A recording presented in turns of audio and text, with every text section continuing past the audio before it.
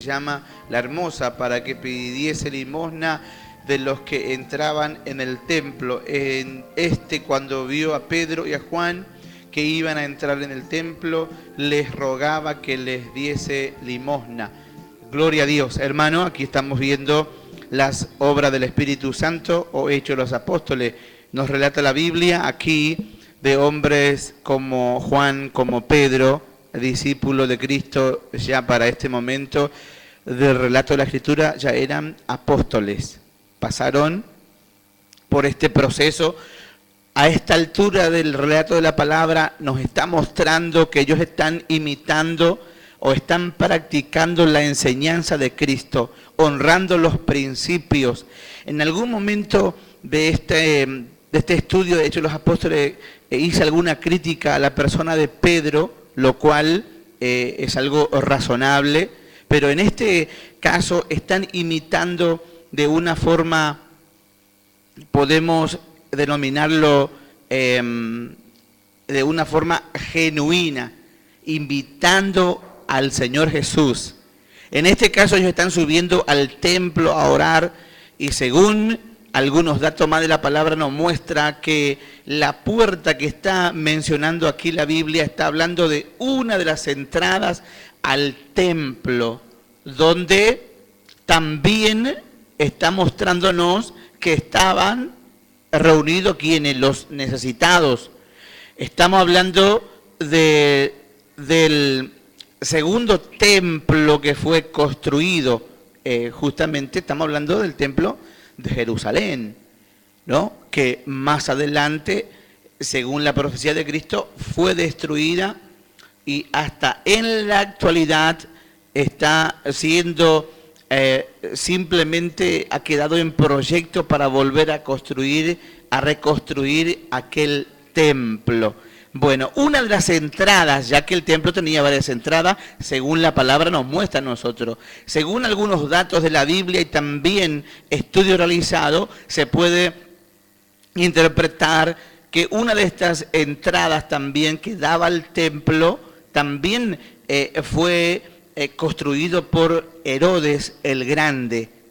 Pero acá estamos viendo, para tener un poquito más de información según la Escritura, acá estamos viendo de una de las entradas, pero quiero observar con ustedes cómo los discípulos, los apóstoles, los siervos de Dios, cómo se tornan al templo para orar. ¿Sabían ellos que adentro del templo, hermanos, era permitido entrar, ya que, bueno, ellos pertenecían a la familia de las tribus de Israel? O sea, aquí nos encontramos ante israelitas entrando al templo para orar. Ellos sabían que los líderes religiosos no estaban de acuerdo con la práctica que ellos tenían. Ellos estaban seguros de que los principales adversarios u oponentes del Evangelio de Cristo eran los líderes religiosos, pero sin embargo, honrando la costumbre de los judíos, de los israelitas, ellos suben a orar. O sea, aquí hay también, hermano, un punto clave donde la iglesia también es bueno que razone, que madure, que no en todos los casos nosotros hacemos lo que nos gusta. No en todos los casos entramos o vamos donde nos reciben o donde somos bienvenidos o donde nos aplauden o donde están contentos cuando ven nuestro rostro. Sino también estos hombres aprendieron, hermanos, a honrar a Dios por sobre todas las cosas, porque todavía ellos estaban utilizando de la misericordia. Porque según la profecía de Cristo, Jesús había hablado de la destrucción de Jerusalén y también del mismo templo, donde Jesús habló literalmente la destrucción. En ese momento Jesús habló de dos tiempos, cuando habló de la destrucción del templo, por lo cual también los líderes religiosos, los superiores, tomaron como ventaja para acusar al Señor Jesucristo. Cuando Él dijo, destruiré este templo, en 3 días lo levantaré. También Jesús no solo hablaba de su cuerpo que iba a ser sacrificado durante 3 días y luego ser levantado, sino también allí Jesús estaba demostrando, anticipando la nueva destrucción del templo, lo cual también fue un insulto, y posiblemente los discípulos, los apóstoles estaban entrando en ese templo, hermanos. Estaban entrando en ese lugar donde ellos sabían que en algún momento dado se iba a destruir. Entonces, ellos honrando a quién, a Dios, priorizando que las enseñanzas primitivas, siendo original, genuino a quién, al Maestro, a Jesús. O sea, este milagro, este hecho, no podía haber sucedido con cualquier hermano, porque observe que quienes subían al templo a orar no solamente eran Pedro y Juan, también subían mucha gente aparte de ellos, porque es costumbre, era costumbre entre los hijos de Israel de subir a ese momento, a ese horario, a orar, a clamar, a buscar de Dios en ese momento. O sea, lo cual no fue un mandato de Dios, sino que fue tomado como una iniciativa de parte de los israelitas, buscando que la presencia de Dios, buscando el rostro de Dios a través de la oración. Bueno, entonces, hermanos, nosotros nos preguntamos como iglesia, ¿por qué Dios no utiliza a otra gente? Yo me pregunto, ¿por qué Dios no utiliza a otras personas que también subieron a orar? ¿Por qué este enfermo y posiblemente carenciado de pan y posiblemente sin vivienda, sin comida, por qué tiene esperanza en los discípulos, en los apóstoles, y no en la otra gente?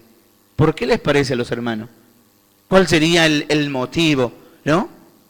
Una sociedad que no hacía mucho tiempo habían menospreciado, habían escupido y lo habían crucificado a Cristo, pero sin embargo, lo más bajo, podemos decir, la vergüenza de una sociedad estaba en este caso reconociendo a quienes, a los que formaban parte de aquel grupo de los nazarenos, de los cristianos. ¿Por qué, hermano, pasa estas cosas? Porque simplemente nadie, ni la situación pudo borrar los hechos de Cristo. Porque no fue Pedro ni Juan quien impactó a esta gente. No fue Pedro ni Juan lo que movió a este enfermo a pedir clemencia a los apóstoles, a los siervos de Dios, sino que el mismo resultado que Cristo generó en todo Israel. La Biblia dice, hermano, que su fama se extendió hasta inclusive fuera de los límites de la nación israelí.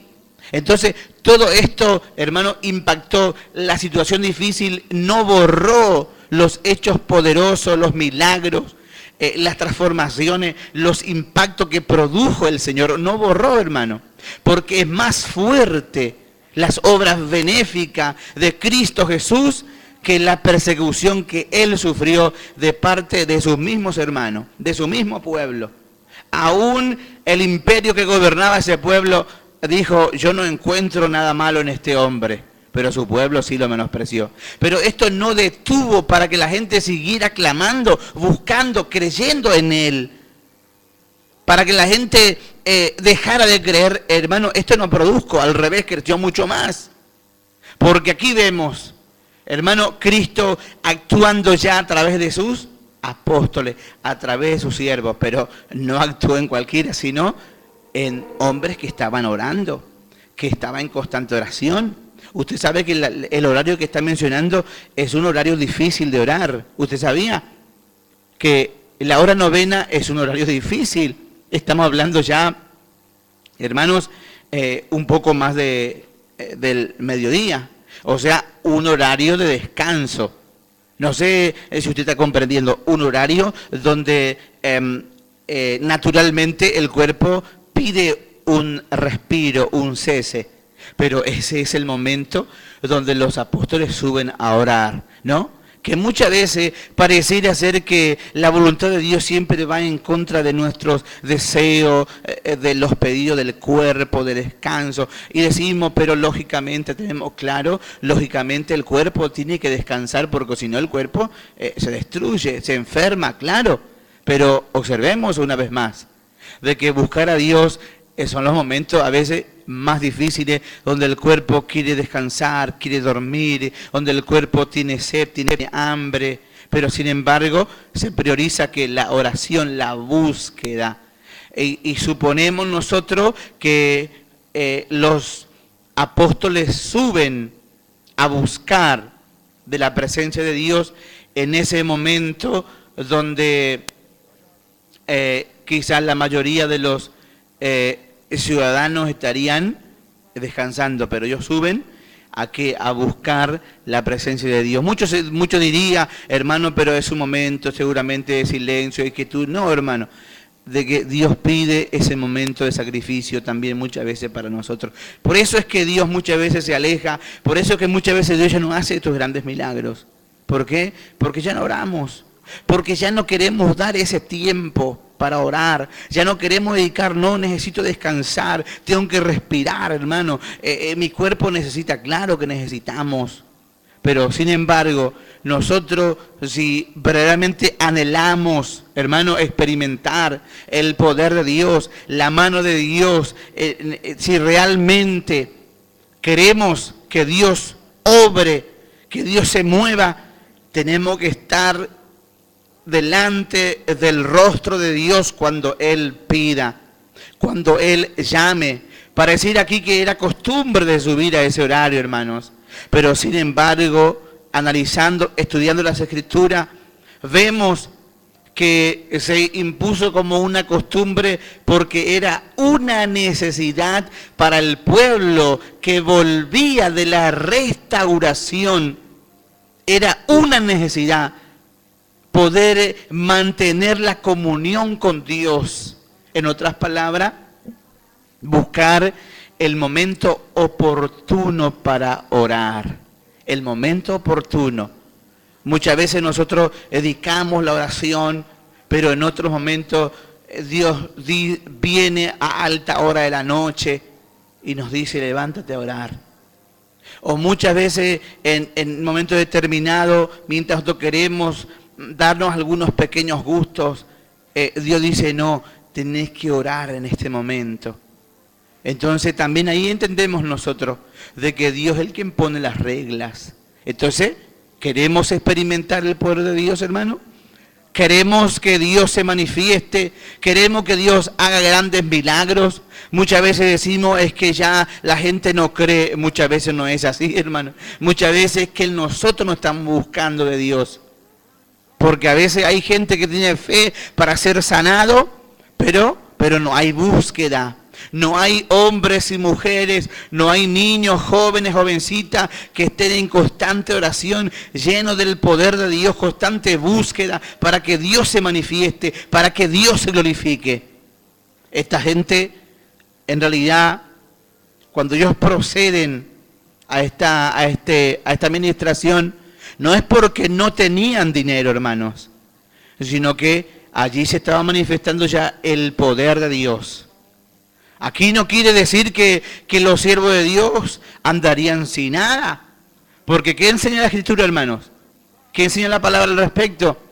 Que había decenas de cristianos que traían sus posesiones. Quiere decir que los apóstoles tenían fondos, tenían dinero, podían solventar el ministerio. El pueblo participaba según la palabra. Entonces, aquí lo que está manifestándose es el poder de Dios, hermano. Aquí lo que está manifestándose es la autoridad del Padre que ha dado a su iglesia y que le ha delegado a hombres, a jóvenes, a jovencitas, a niños, autoridad para ministrar. Pero tiene que haber búsqueda y búsqueda constante de oración permanentemente. Dice la palabra, nos sigue contando aquí, Pedro con Juan, fijando en él los ojos, le dijo, míranos. ¿Qué nos muestra la palabra entonces aquí, hermano? Nos muestra unidad. Había unidad en estos hombres de Dios. Había común acuerdo. O sea, Pedro y Juan no estaban divididos. Pedro y Juan tenían los mismos objetivos, que Cristo sea glorificado, que el nombre de Jesús sea exaltado, sea llevado a lo más alto, hermanos. Entonces, también, uno de los obstáculos más grandes que hoy la iglesia está padeciendo y los ministros estamos padeciendo, que es la división. Donde muchas veces nos dice, hermano, estoy contigo, hasta ahora, hasta clama, hasta ayuna, hasta acompaña en algunos casos. Pero sin embargo, a la hora cuando Dios va a obrar, o cuando Dios encomienda algo, o cuando Dios quiere dirigir a su siervo, bueno, ellos se separan, van por otro camino. Tienen otros proyectos mejores según ellos. Entonces, esta gente estaban unidos. ¿Qué significa? A veces nosotros decimos, vamos a orar para estar unidos. Es un buen principio, una buena iniciativa. Pero la unidad, hermano, no viene siempre del Espíritu, sino en el acuerdo de la palabra. Cuando hay un mismo propósito, cuando se practica la misma palabra, cuando tenemos los mismos intereses. ¿Cuáles son? El que Cristo sea exaltado, que Cristo sea glorificado, que las almas sean impactadas, que las almas sean tocadas por Dios, que se convenzan, que sean llenos del Espíritu Santo, que Dios pueda obrar, que Dios sea exaltado por la gente, hermanos. ¿No? Como este tiempo todo el mundo quiere ser figura, todo el mundo quiere ocupar el altar, todo el mundo quiere dirigir. Ya hoy prácticamente no se escucha de portero, de diácono, ya muy poco porque ya a la gente no le gusta. Para decir así que el cielo está modernizado, no, simplemente está la división, donde muchísimo tiene al estar juntos diferentes pensamientos, diferentes proyectos, y esto es lo que anula el obrar de Dios. Entonces, primero, ¿qué hay que hacer? Ubicarnos. Yo me ubico a que Dios me llamó, cuál es mi lugar, predicador. Entonces yo me uno, voy uniéndome a la persona que Dios ha constituido y voy edificándome y voy preparándome, y si tengo que crecer, voy permitiendo que Dios me dé el crecimiento a través de sus siervos, de su sierva, y así Dios va permitiendo que yo voy escalando. Si hay algo, sí que siempre dije a los hermanos, si hay algo grande que usted va a hacer en la obra de Dios, nadie lo va a parar.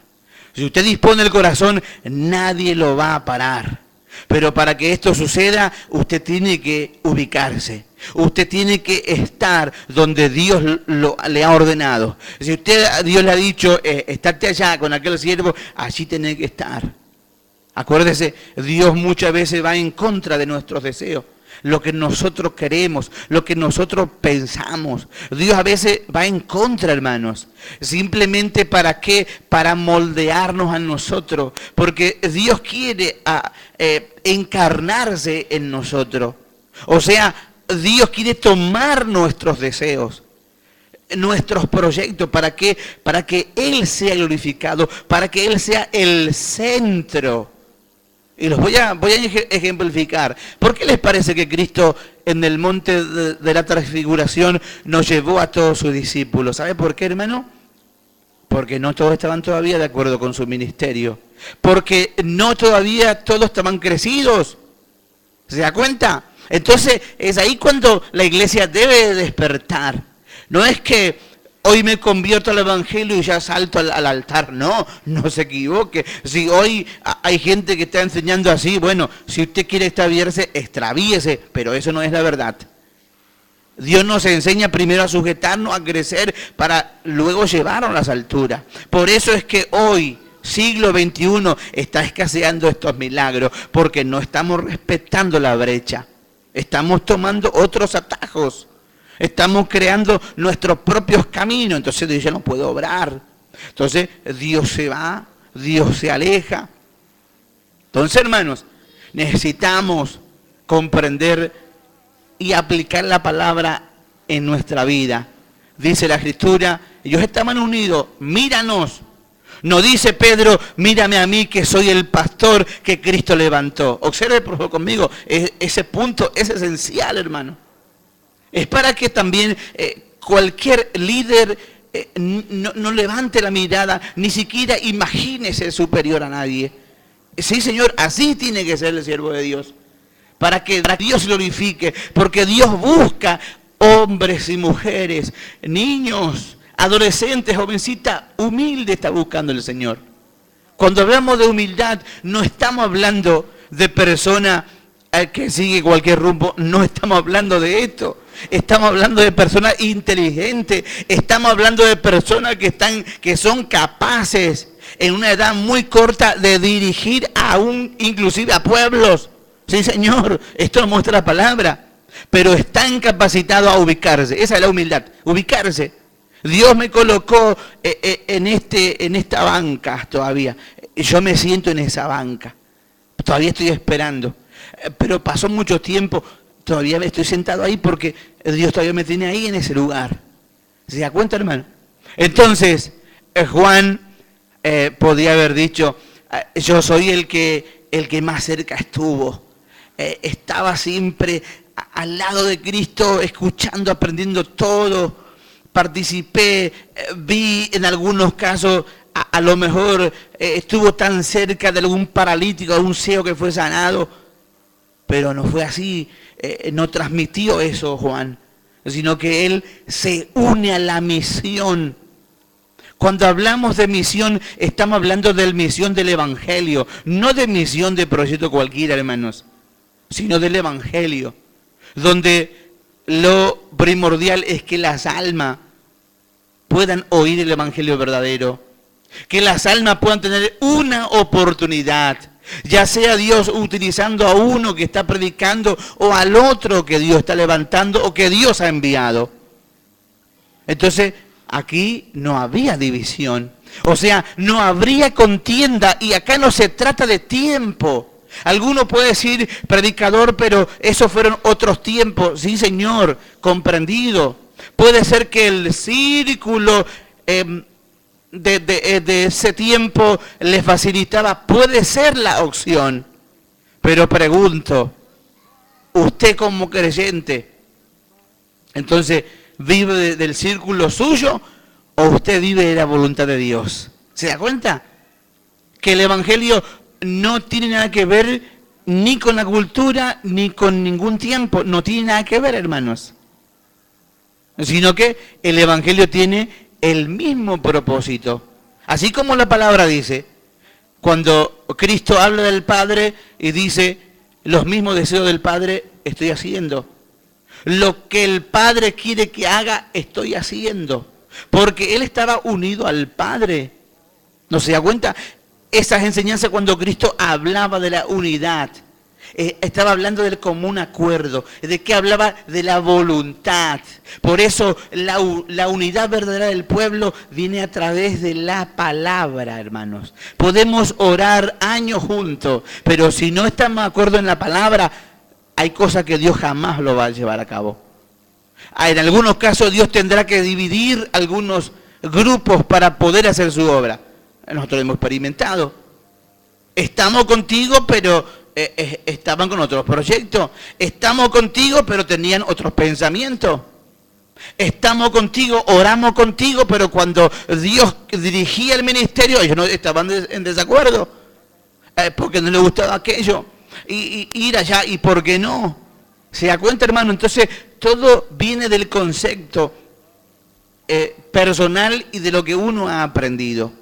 Pero por sobre todas las cosas, de la palabra que hemos aprendido y cómo lo hemos tomado. Por eso siempre digo, cuando usted comienza a dudar de la palabra escrita, ya comienza a perderse, comienza a extraviarse, comienza a alejarse de Dios. El mundo puede que hoy intente desacreditar hasta inclusive a la persona de Cristo, hermano. Pero eso simplemente es un trabajo del mismo infierno. No tiene nada que ver con el Evangelio del reino de los cielos. Porque Dios sigue teniendo el mismo propósito. Usted quiere triunfar en el Evangelio, únase a Cristo. Unámonos a Cristo, a su voluntad, a su palabra, a su mensaje. Entonces Dios va a obrar. Muchas veces decimos, predicador, lo que pasa que es el avivamiento. Sí, tiene que ver, en algunos casos tiene que ver, que Dios es el que agita a su iglesia, Dios es el que agita a sus siervos, Dios es el que agita los ministerios, los moviliza. Sí, es bíblico y hemos experimentado más de una vez nosotros en nuestro humilde lugar. Pero también entendemos que cuando hay división y cuando hay contienda, Dios no puede obrar. Cuando hay corazones que se han encerrado para no escuchar y para no hacer la voluntad de Dios, Dios también no puede obrar, hermanos. Eso también impide. Pero en este caso, nosotros podemos decir, fue Cristo, pero Cristo dejó los reglamentos, hermano. Gloria a Dios. Entonces, dice la Biblia, ellos dijeron, míranos. ¿Para qué? Para que se produzca la administración. Míranos. Gloria a Dios. Entonces, hermanos, él les estuvo atento, esperando recibir de ellos algo. Mas Pedro dijo, no tengo plata ni oro, pero lo que tengo te doy. En el nombre de Jesucristo de Nazaret, levántate y anda. Gloria a Dios. ¿No? Nunca le ha pasado que en algunas administraciones donde hay varios ministros, varios líderes, ya siempre hay uno que quiere ser más que otro. ¿No le ha pasado que hay gente que es invitado a orar, quiere orar por todo? ¿No le ha pasado, hermano, eso? Eso es sinónimo de ¿qué, hermano? Primero, sinónimo de ignorancia de la palabra, porque no están entendiendo. Porque Dios es el que obra y Dios es el que utiliza. En otros casos están empujando para que la gente caiga. Para que digan que fue aquel predicador, qué poder que tiene, ¿no? Qué autoridad que tiene. Sin embargo, Dios muchas veces no hace falta ni que impongamos la mano. Dios obra de cerca y de lejos también. Ahora, hermanos, esta gente no estaba con esa idea. Esta gente no estaban esperando a que le digan, ora tú. No, hermano. Sino que ellos daban libertad para que Dios dirija. Porque esto también es libertad de espíritu. Porque ¿qué les parece si Juan hubiera dicho esa palabra? ¿Iba a ocurrir también el milagro? Sí, Señor, también podía haber ocurrido. Porque también recibió poder y potestad del cielo. ¿Qué les parece? Si Dios de repente entre nosotros levanta a un diácono para que ore un paralítico y camine, ¿qué vamos a decir nosotros? ¡Gloria a Dios! Sí, Señor, así tenemos que ser. Por supuesto que sí. O usted se va a poner triste, o se va a sentir humillado porque yo soy pastor. No tiene nada que ver con eso, hermano. Porque ahí está la humildad del siervo, de la sierva de Dios. Ahí está la humildad. Esa es la humildad porque Dios utiliza a quien quiere utilizar. Eso también se llama libertad de espíritu. Amén. Eso también se llama libertad de espíritu, hermano. Cuando nosotros podemos dejar que Dios utilice en una reunión, en una oración, a cualquiera. Esto no implica, hermanos, que cualquiera puede orar, sino estamos hablando cuando el Espíritu de Dios guía. ¿Y cómo se conoce? Uno que ha pasado por tantos momentos y tiempo en la presencia de Dios, obviamente para eso está el principal que también es responsable de no permitir que cualquiera ministre. Pero si Dios toma a alguien y si es verdaderamente Dios, todo sucede con orden. Claro que sí, así sucede, hermano. Nosotros hemos experimentado gente que también que intentan reemplazar o figurar. Y esto no viene de Dios. Nosotros no estamos para eso. No tenemos que estar desesperados por orar por los enfermos, como a mucha gente le ocurre. A veces ocurre, hemos experimentado gente que está desesperado por imponer las manos. No se desespere, hermano. Aprenda primero a amar a Dios y a esperar que el Espíritu de Dios lo dirija a usted. Sí, Señor, es una persona que habla y que si a usted se le ha entregado un ministerio o la autoridad de hacer milagro, el Espíritu lo va a impulsar, el Espíritu lo va a dirigir. Sí, Señor, a su momento, ¿para qué? Para que ocurra ese milagro. Aquí estaban unidos. Podía haber sido Juan quien hubiera dicho esas palabras y el paralítico también se iba a levantar. ¿Cómo llamaba Pablo para ejemplificar a sus colaboradores? ¿Cómo lo llamaba, hermano? Lo llamaba consiervo. ¿Qué les parece?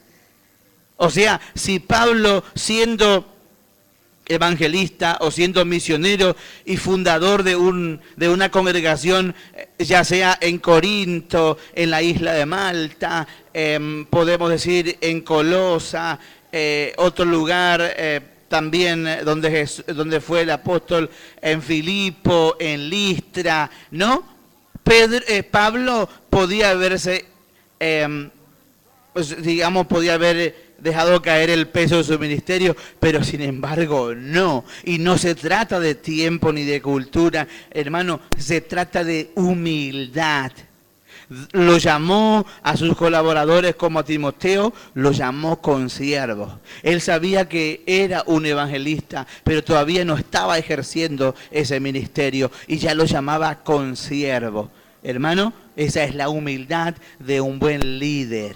Gloria a Dios, amén. Un buen líder no significa que cualquiera lo lleva, no es que cualquiera viene y le cambie la cabeza, no es eso la humildad, eso es simpleza. La humildad funciona en contra, opuesto a la simpleza.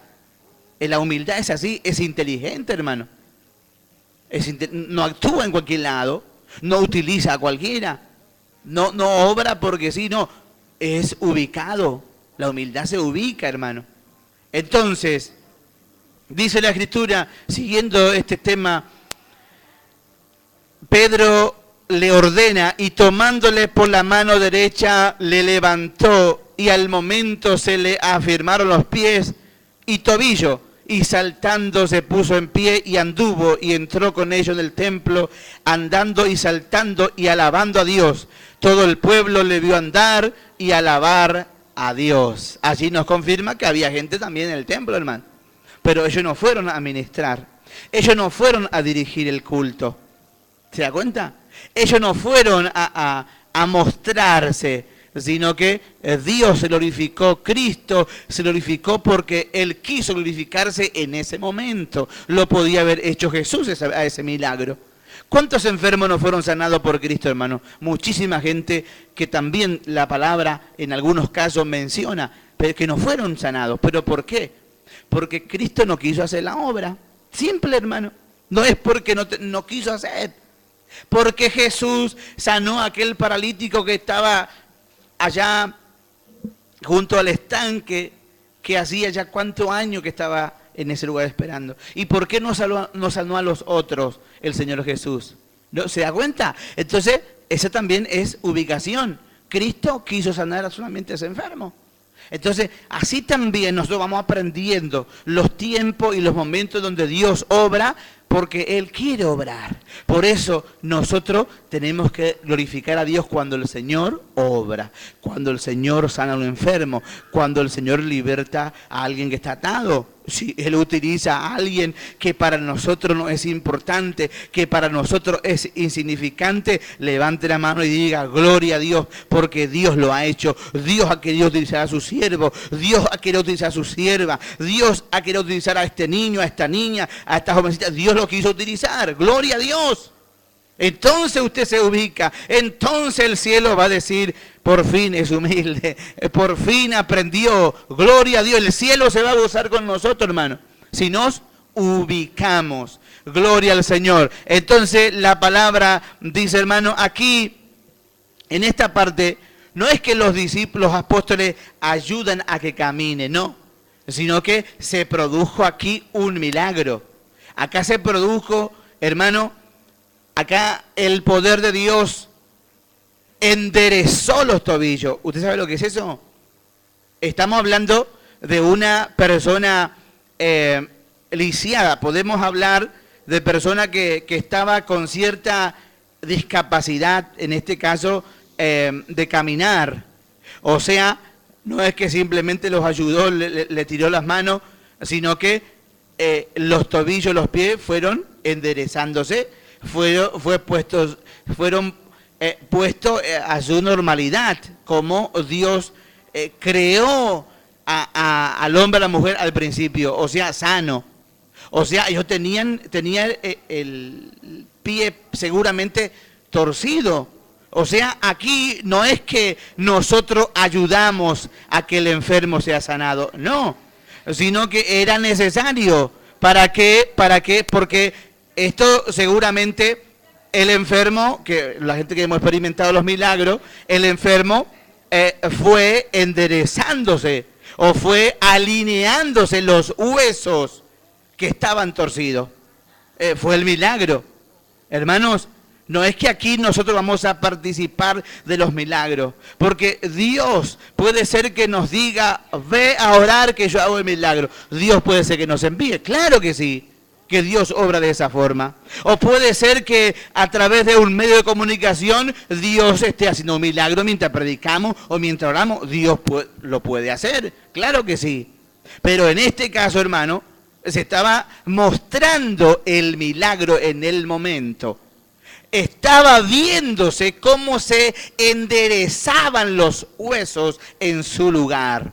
Por eso la Biblia dice que este señor saltando se puso en pie y anduvo. Quiere decir que estaba postrado posiblemente. A lo mejor estaba sentado sobre sus pies y de esa forma se movilizaba. Sentado, caminando, hermano, prácticamente como una bestia. Pareciera ser así. Ilustra la palabra. Por eso la Biblia dice, al momento se le afirmaron los pies y tobillo, y saltando se puso en pie y anduvo y entró con ellos en el templo, andando y saltando y alabando a Dios. Y todo el pueblo le vio andar y alabar a Dios. Este es el primer paso del evangelismo. Este es el primer paso del impacto de Dios. Es el primer paso que Dios obra. Es el primer paso que Dios quiere hacer al movilizarte en su obra. Es el primer paso. O sea, ir a hablar. Un evangelio, hermano, a media. Es simplemente una emoción. Pero ser enviado por Dios a hablar su palabra es porque estamos siendo movidos por el poder de Dios para hacer milagros. O sea, Dios no va a movilizar su siervo, su sierva, en ninguna parte para evangelizar. Bien clarito la palabra, para evangelizar, porque acá lo que estaba haciendo era introducir el evangelio en la sociedad en ese momento, más allá de que ellos habían escuchado ya de Cristo. Ahora se estaba introduciendo el evangelio a través de Pedro y de Juan, adentro del templo estaba introduciendo. Porque este milagro, hermano, adentro del templo ni siquiera Cristo hizo. Adentro del templo. Gloria a Dios. Hizo en lugares de reunión como la sinagoga. Pero adentro del templo no hay milagros. O sea, de este tipo. Pero aquí los apóstoles están empujando a meter el evangelio adentro del templo. O sea, cuando Dios me envía a mí o cuando Dios te envía a ti a introducir el evangelio en alguna nación, en algún barrio, por primera vez, o en algún pueblo, en algún lugar alejado, es que tienen que ir bajo el poder de Dios a mostrar señales como primer paso, porque ese es el verdadero evangelio. Primer paso, conquistar las almas. Primer paso, impactar las almas. Ese es el verdadero evangelismo. Acá, a veces movido por la emoción, vamos. En lugares donde nadie ha concurrido o donde nadie ha podido entrar, en algunos casos, hermano, impulsado por las emociones. Cuando usted va por primera vez en algún lugar para introducir el evangelio, sepa, tiene que ir con la autoridad del cielo. Y tiene que ir no a adoctrinar, sino tiene que ir a conquistar, a impactar, a mover a la gente, a que retorne a Dios, a que vea que el Dios que usted está predicando es un Dios de poder, es un Dios de autoridad, es un Dios vivo, es un Dios que obra, es un Dios que liberta. De ese Dios estamos hablando. Ahora, hermanos, cuando nosotros vamos porque, bueno, se nos dio el tiempo o porque tuvimos los medios, vamos por nuestra cuenta. Pero aquí el verdadero evangelismo, para introducir el evangelio en la gente, hermano, tenemos que ir bajo la guía y la autoridad del Espíritu Santo. De otra manera, iremos simplemente por nuestra propia cuenta. Y la Biblia dice, y le reconocían que era el que se sentaba a pedir limosna a la puerta del templo, la hermosa, y se llenaron de asombro y espanto por lo que había sucedido. Gloria a Dios, amén. Entonces, el verdadero evangelismo impacta, hermano. Es el verdadero evangelismo cuando con nuestra administración, con nuestro ministerio que Dios nos ha entregado, cuando vamos por primera vez a introducir la palabra, a introducir el evangelio, tenemos que ir bajo el poder de Dios. No podemos ir de otra forma, hermano. No podemos ir con otras herramientas. Si vamos con otras herramientas, simplemente lo que hacemos es contar nada más. Si vamos con exhibiciones u otros tipos de posibilidades, simplemente lo que estamos haciendo es mostrar, hermanos. Pero cuando vamos con la autoridad del cielo es cuando la gente va a ser impactado. En este día, el Dios de los cielos y nuestro Señor y Salvador Jesucristo le colme de paz, de gozo y de alegría. Y será hasta nuestro próximo encuentro.